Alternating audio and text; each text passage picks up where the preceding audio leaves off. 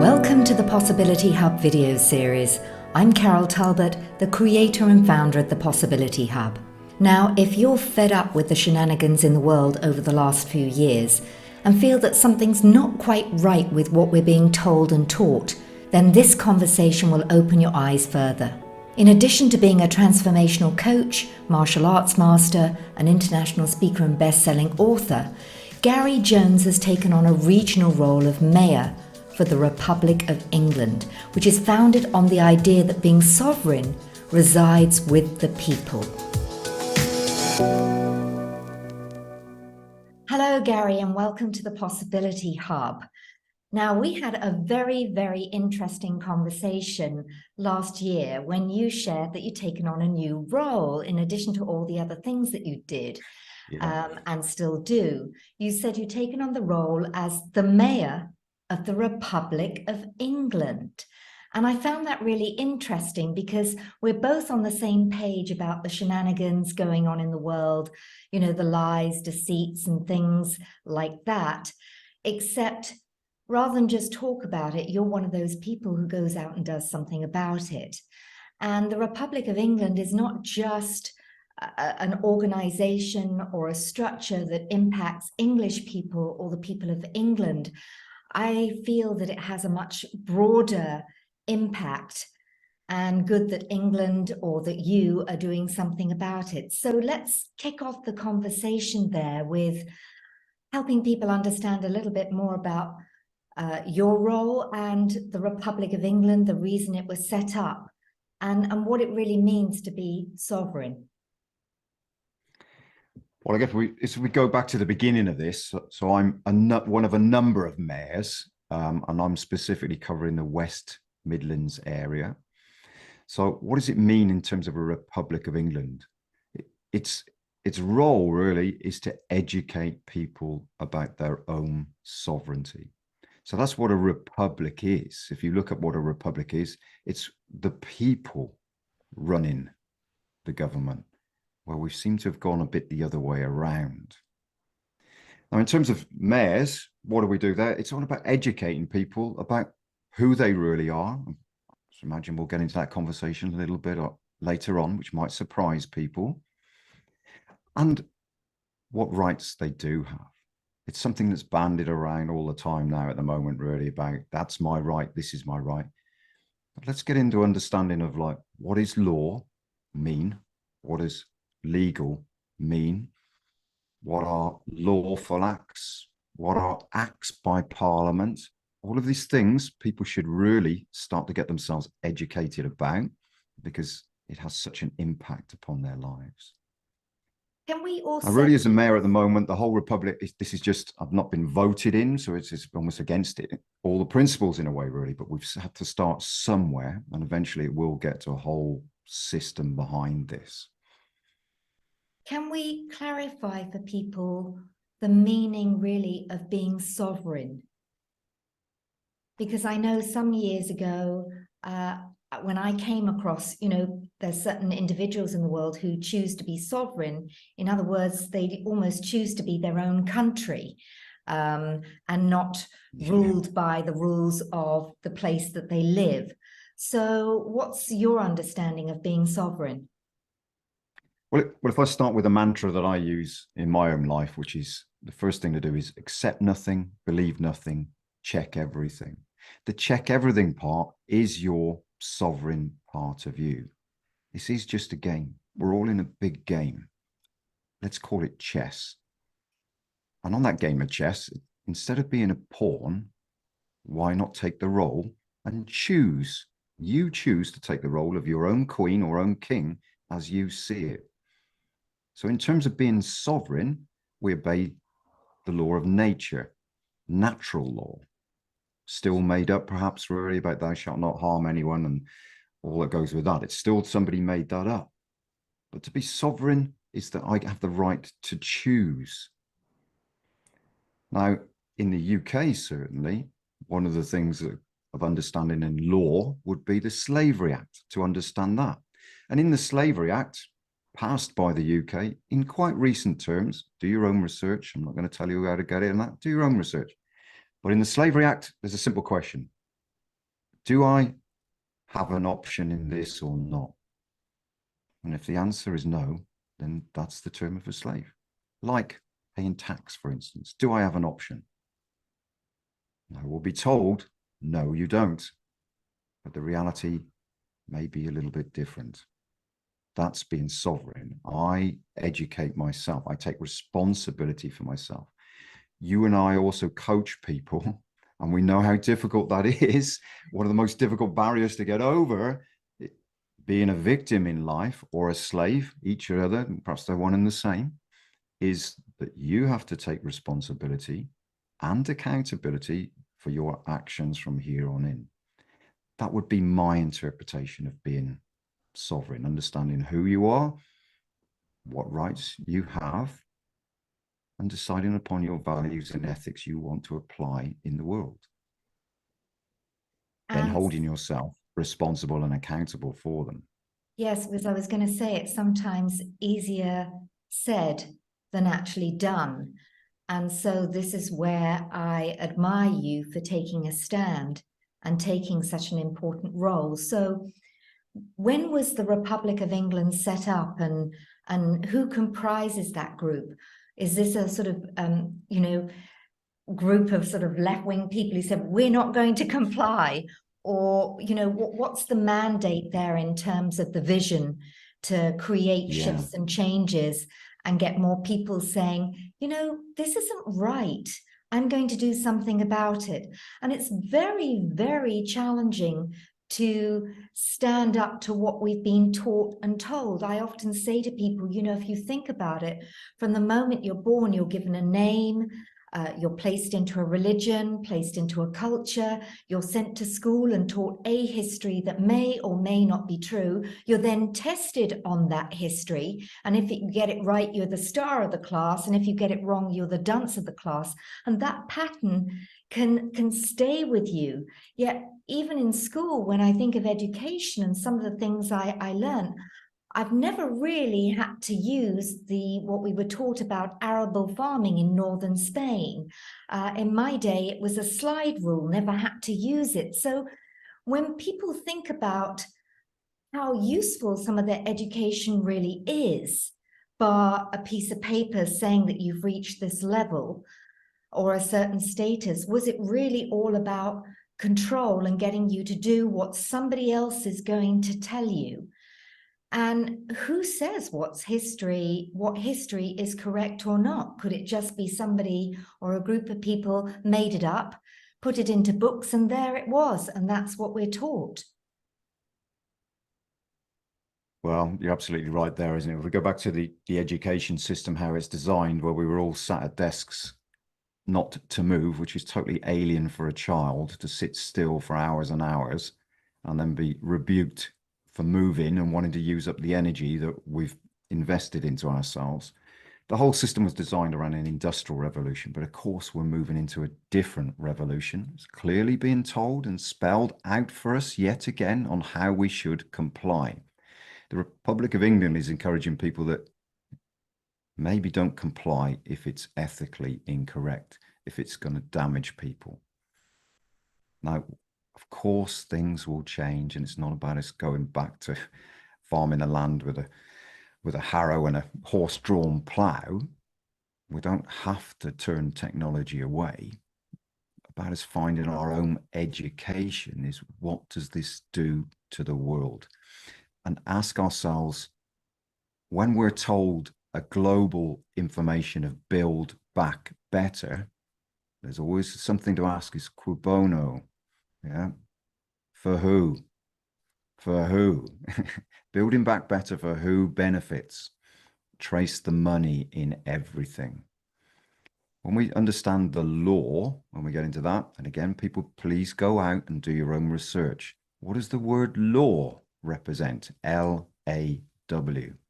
It's land, air, and water. Land is the natural land law. Air is ecclesiastical law. Look towards the Roman Catholic Church for most of our laws. You can go back a few hundred years where even a papal bull was passed where they own your souls and the air you breathe. Now we've moved on a bit since then, but they're still applied. And then the last one, which really affects us all, is maritime law. That's why you go into a dock. That's why you have a naval in the middle of you. Yeah, all these maritime terms, if you start to research what they really mean, why are you summoned to court? What is a law and what is an act of parliament, or whether it's France, Spain, or the UAE?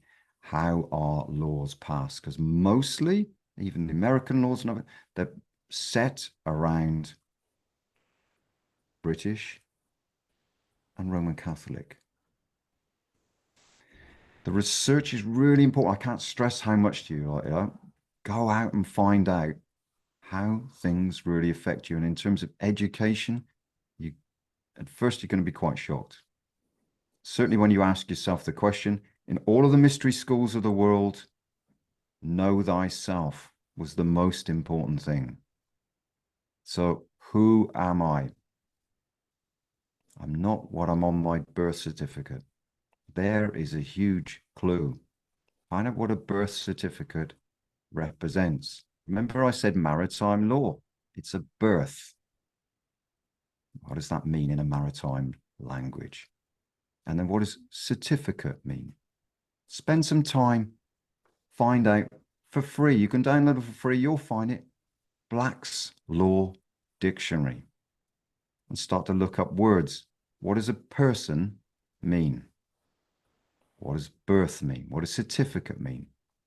What does legislation mean? And you might be quite shocked, because this language, the language of law, is deliberately designed to fool you. So we have to bring our education up to the system. We look at the world and we represent people as evil, perhaps. Now, in business, when I was in the corporate world, one of my business heroes was Dr. Edwards Deming. And the biggest thing I ever learned from him really was, it's not the people, it's the system. So should we be annoyed that, and I really don't like how the word is used, the elite may not be paying taxes? Yeah, they're not the elite. They're not the elite. They just know the system. Yeah. So should we get upset by Starbucks never paying any corporation tax, or hardly ever? No, no, we shouldn't. Because the people running those companies, it's beholden on them as shareholders to make the most money they can for the shareholders. That's their job. The system allows them to not pay the tax. The system has been designed that way. So coming back to one of the roles of the Republic of England is to find and provide solutions, not just whinge about it, moan about it. What are viable alternative solutions which is equitable and fair to the majority of people? Try as you might, it's not going to be fair all the time, is it? If somebody murders somebody, then they deserve the correct punishment. Then you can't claim that I'm sovereign and I've got the right to murder somebody. That's just silly, isn't it? You know.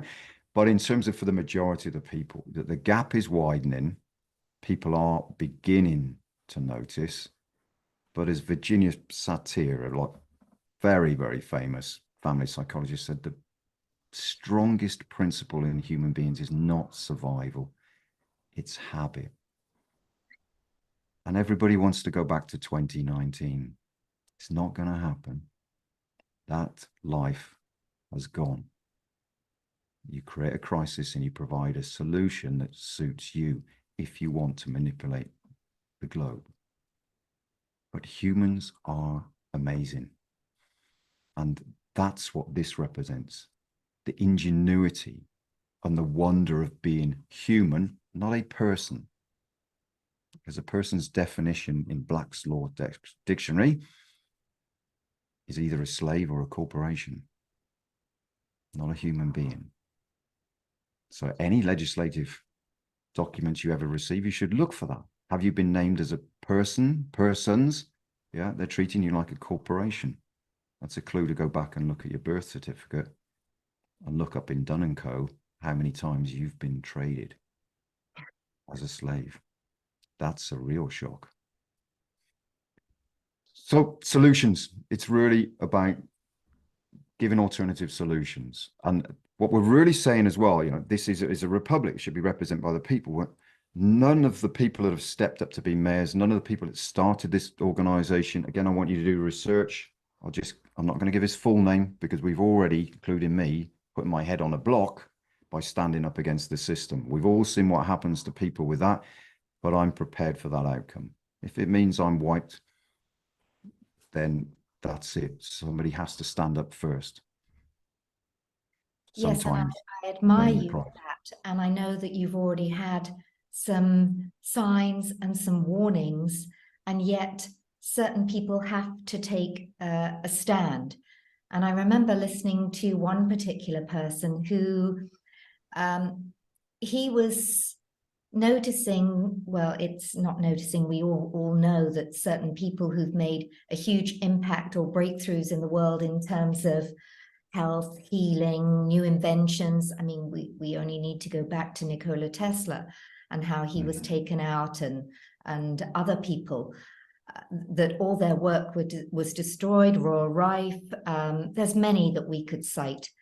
And so I know with this particular person that I've listened to a few times, he said, people, when they have a new creation, obviously they want to be paid for their new creation. They want to make money from it, which is sadly often the reason that they're holding on to their invention and not sharing it with the world.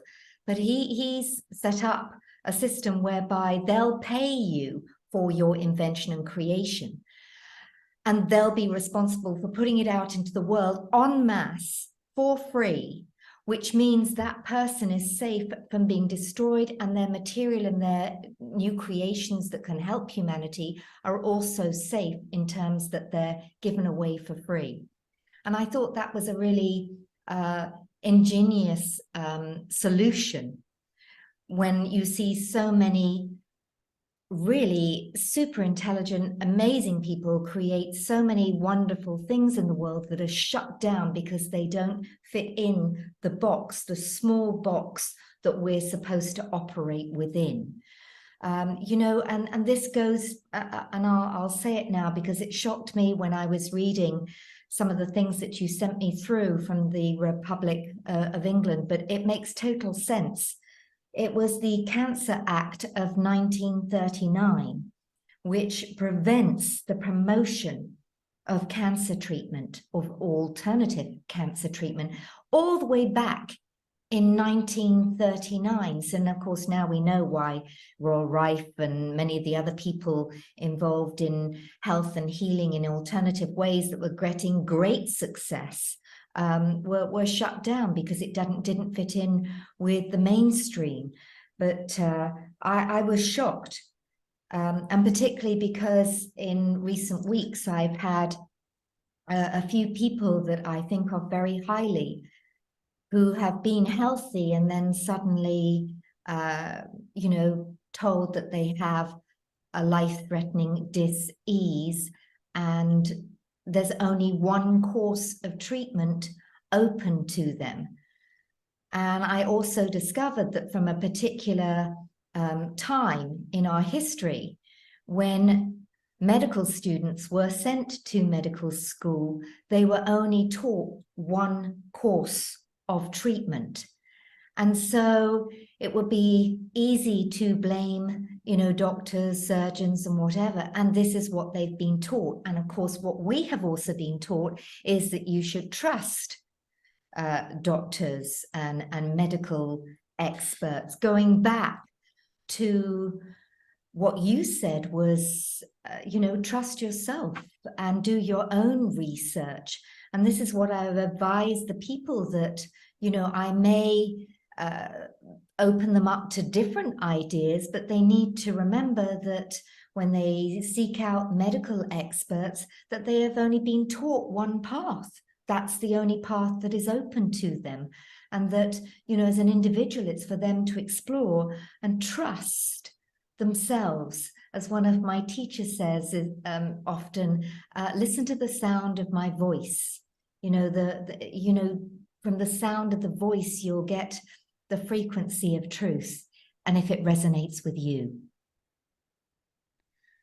Yeah, the Cancer Act. I actually have a friend, without going into details and incriminating everybody, he worked for a certain gentleman in Ireland who at the time was doing intravenal of mass doses of vitamin C, which will not harm you, but was having huge success. And that was raided by the Garda. All of his information was destroyed. He was shut down and is still in prison now. So, yes, cui bono, you got to trace the money back. Who benefits? Who benefits from providing only one or two solutions which drag it out?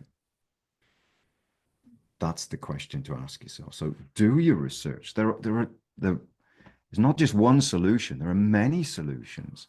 And again, listen to your heart. As your teacher said then, what's the message behind it? What's the enthusiasm of that person, their belief and backing it up? And of course, there are con artists out there as well. And we've all been embedded with that command that that's why we should trust somebody in a white coat. Whether they're an actor on an advert wearing a white coat or not is irrelevant. We've all been convinced that we go with that line. So do the research. Yes, there are quacks. Yes, there are wrong paths to take. You can filter through all those, but isn't that better? Now, a mentor of mine, Dr. Richard Bandler, for instance, at one point, his wife at the time that he dearly loved was dying of cancer, and he was trying every therapy going. And he would say, even at that time, friends would say to him, but how would you know if something works? How do you know which one it is?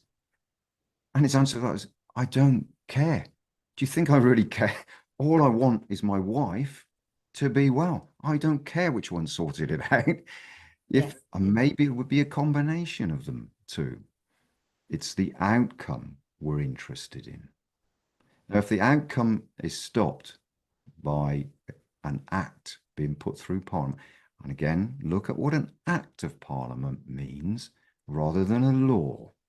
Maxims of law are really the things you should study because they cannot be challenged. All the other acts can. They're just passed by Parliament. We can undo them if we so choose. Hence, most of the Magna Carta has disappeared, but not for the best of reasons, because cui bono, who does that serve again? But in terms of the cancer, yeah, that's probably one of the, it's a bit of a wake-up call because of how heinous it is. Yes. And that really isn't serving the people. If you're there as a representative, allegedly in government, to represent your constituents, how does that serve them? Exactly. So with the Republic of England, and if these acts are being passed, is part of its mandate, I know we were talking about solutions, but that also solutions come when people are educated.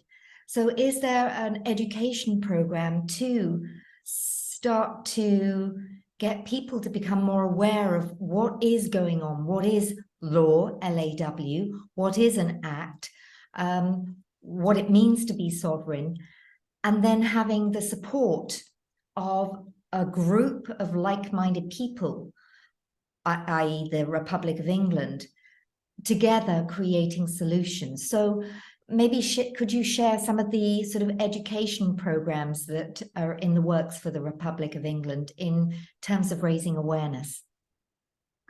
Yeah, certainly. First place in terms of like the biggest, there is an actual library in inoneplace.com. There's a huge library of information in there. Some of it will be quite shocking and controversial. Accept nothing, believe nothing, check everything. So use what are you ready to look at so far? That's perhaps how I would term it. And then in republicofengland.com too, events will be posted regularly there. One of the founders of this, Jason, in fact, he had a talk last night. There's another one Thursday. Will regularly give updates on what the Republic of England is doing, solutions we're coming up with, and then it's worth going back and revisiting some of them as well to say, what are current events taking place in the world that will affect us? like a potential financial crash that's on the horizon. And then what's happening globally with China, Russia, India setting up the BRICS system as an alternative to the dollar. These that the Republic of England wants to help people through. There are some practical things offered on there as well of solutions, like, for instance, help with things like council tax, tax payments, very practical solutions where if you feel uncomfortable standing up to the system, that there is a team to help you through that. These are the things the Republic of England is starting small with. It's not a massive concern yet. That's my role as a mayor, is to promote it, to educate people so that en masse, then we set up an alternative to the existing government. When you start to look into this, everything's a corporation. Rishi Sunak's a registered corporation. Wales is a corporation. The police forces are corporations.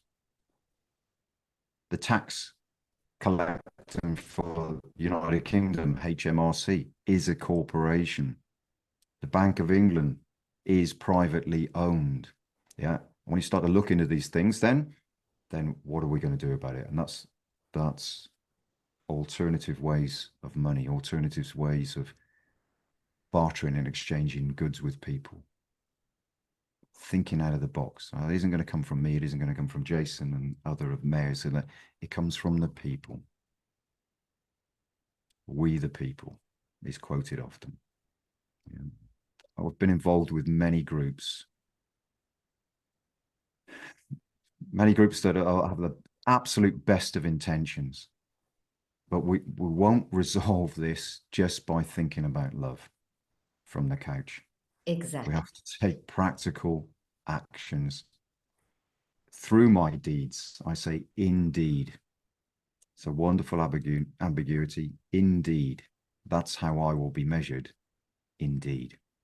Not by my words alone. Now, is the Republic of England affiliated and associated with any similar organizations in other countries?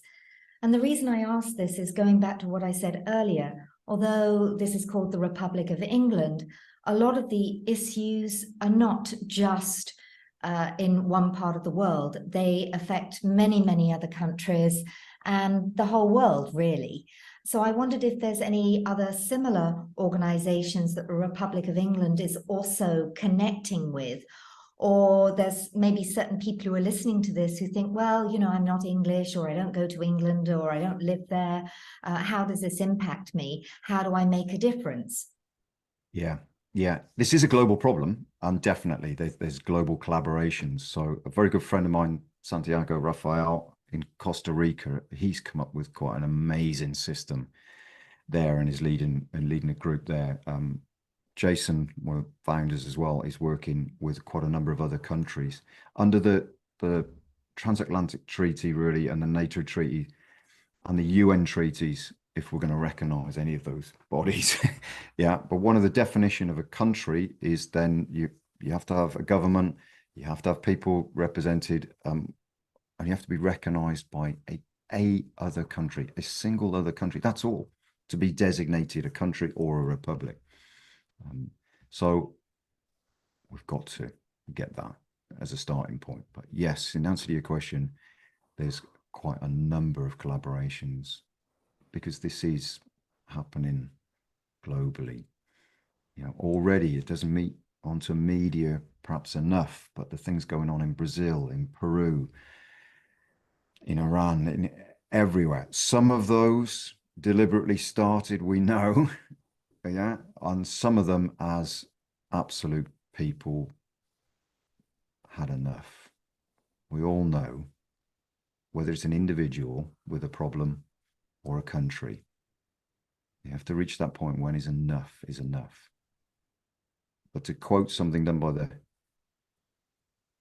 CIA, done quite a long time ago with Vietnam, in studying how do you win over the culture?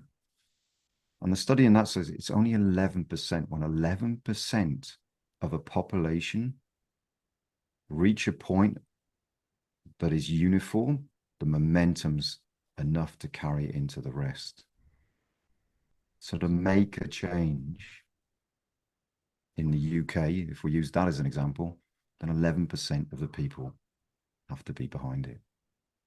Wasn't it the Transcendental Meditation Institute who, way back in the day when they were teaching TM, Transcendental Meditation, they did a lot of studies and they said it was actually less than 11%. They said when 1% of the population were meditating, and they were actually able to prove this because they did a study in a number of cities, the crime rate dropped.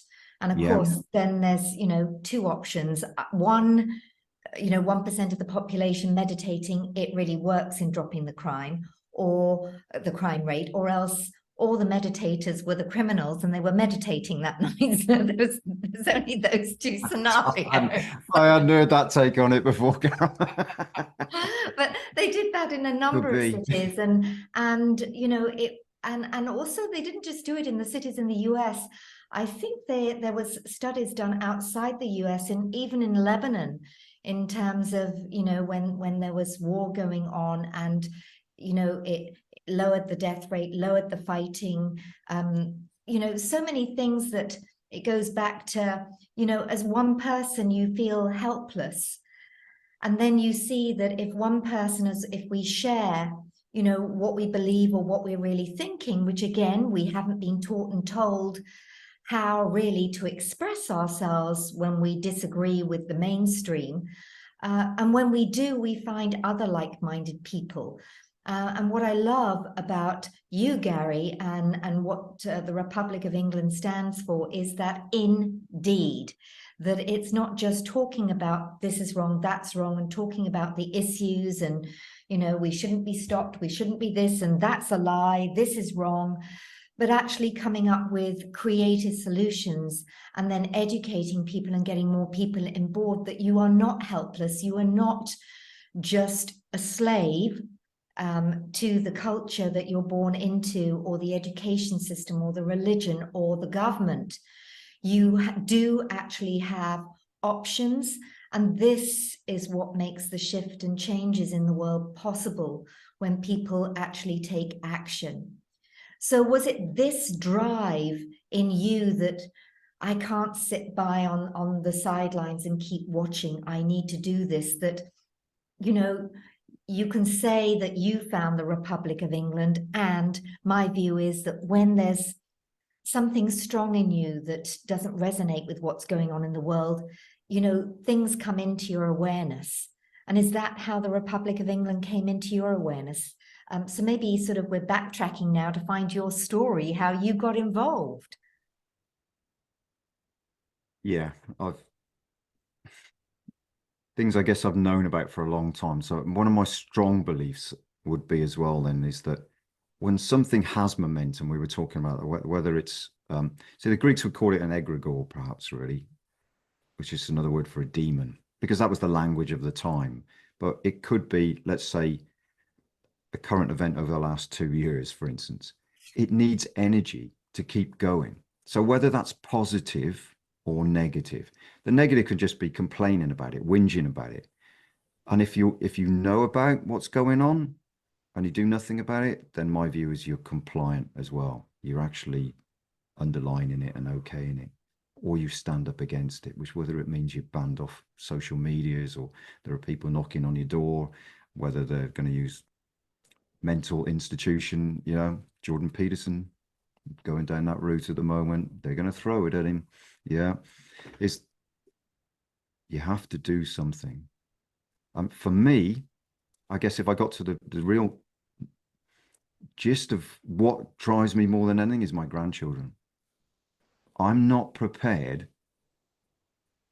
to let a few individuals destroy them. As strong as that. But I'm not taking that from an emotive point of view, because then I'm giving the whole thing energy, and it needs my energy to feed off it. The better way of doing it is just have an alternative solution. Yes. That it has a stronger light that people are attracted to, better than what is being provided for them. People just, they do want solutions. They want to feel comfortable. They want this life of reasonable comfort where I have food and I have warmth and that. And that's all rapidly going from people.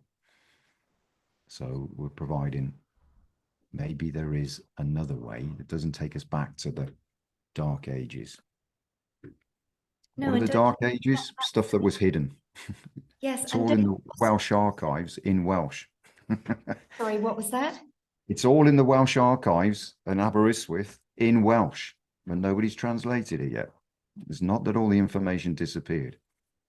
Oh, so the key word there is yet, which presupposes that somebody will come along and do the translation. I was just also going to highlight, there lies the problem when you said, people want to enjoy their life and live a good life. And so I also find that this is where people become compliant because they don't want to lose the house, the home, the job, the this, even when something doesn't quite sit well with them.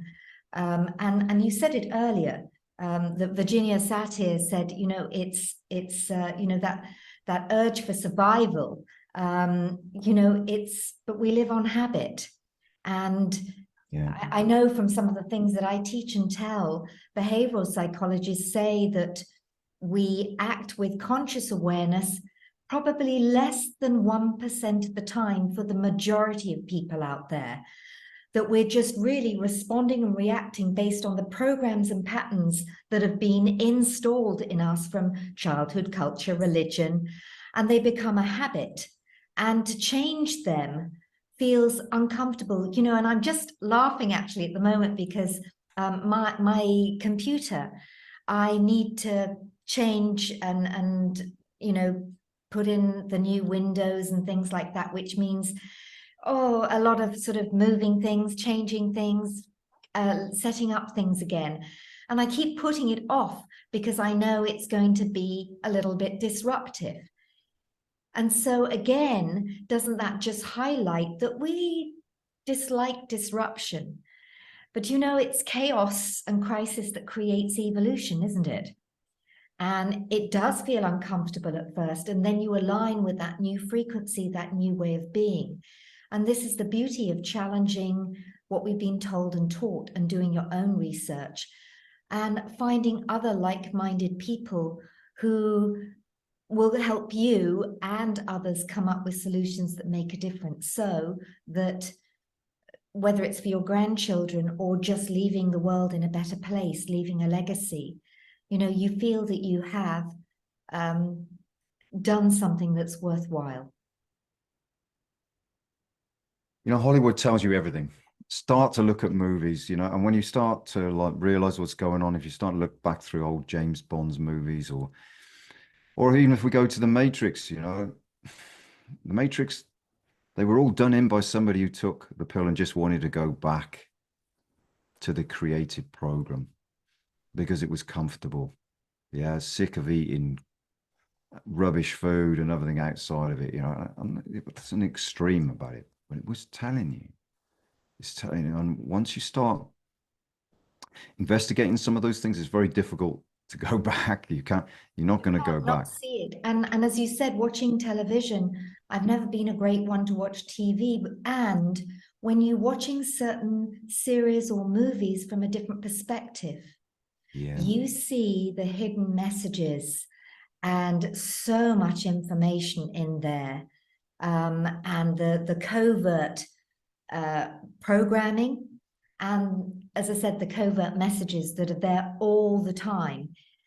So I also encourage people that rather than going and looking at what you're watching as entertainment, it's more entertainment, and train yourself to see things in a different way and understand from a different perspective, and your eyes can never be closed again. Once you've seen it, it all becomes very, very obvious. And you've also shared some interesting self-research for our listeners and viewers to go. There was, let's just remind them, there was Black's Law Dictionary. Is that right? Yeah. Yeah. See, Black's Law Dictionary essentially is pretty much actually US law. If you want to get the full UK one, well, you're talking about £35,000, which is quite a nice barrier to letting general public gain access to it. But pretty much they work off the same, because as we know, law pretty much goes off case history to quote stuff back. And the US and England are pretty much interchangeable in that. You'll freely find on the internet, looking in the right places. Forget search engines like Google. You won't find it on there. Go to something like, probably a bit wrong of me to drop names, but Brave or even DuckDuckGo has gone off a bit off the rails now. I don't know as I trust those too much anymore. But if you're persistent, you'll find the right search engines to gain access to this. And there was one other website that you mentioned, and of course the Republic of England has its own website, but it was inoneplace.com. In one place, and you'll find huge amounts of resources on there, videos to help educate you, but also templates for dealing with things, and that we're encouraging people really to keep adding to that as well. As this grows, we want this to be like an Alexandria in its own right, where we can just go in like a mini search engine about things that are really going to impact you in life, like tax or owning your own home. What are mortgages? Is that in fact legal? Yes. So question. So as we finish off this session, is there a message you'd like to leave for our viewers and listeners in terms of those particularly that have started to open their eyes, open their ears and saying, something's not quite right? What can they do? Where can they go? Other than, get Black's Law Dictionary and inoneplace.com. What would you suggest? I'll put a link. I'll send you, Carol, of one particular video. And if the listeners just watch that, it's not that bad at all, because it's still on YouTube. So then it doesn't break too many rules, as in the rules of the game that YouTube is playing. So gently, take this gently. It is quite a shock for many people of how things are actually being run. And carry on with your lives, spend time with your loved ones. Do this in a gentle way. Otherwise, you're just going to get overawed by it and create a bigger problem for yourself. But just let's move towards a chosen goal. Watch the video and see if the message and the vocality behind it strikes a resonance within you or not. And if not, then leave it alone. It's not my right or anybody else's right to get in the way of your chosen life. That's sovereignty. That's true freedom of speech. That's true freedom. And how wonderful that is. So, Garry, thank you for joining me today. And also, I want to thank you for stepping up, stepping out, and being so willing to share and planting those seeds to maybe get people to think a little bit more about what's going on in the world, and if they want to be part of this real change that needs to be coming our way very soon. Thank you so much. Well, thank you for giving me a voice, Carol. It's like, I just adore speaking to you, and long may we do so again and again and again. Thank you.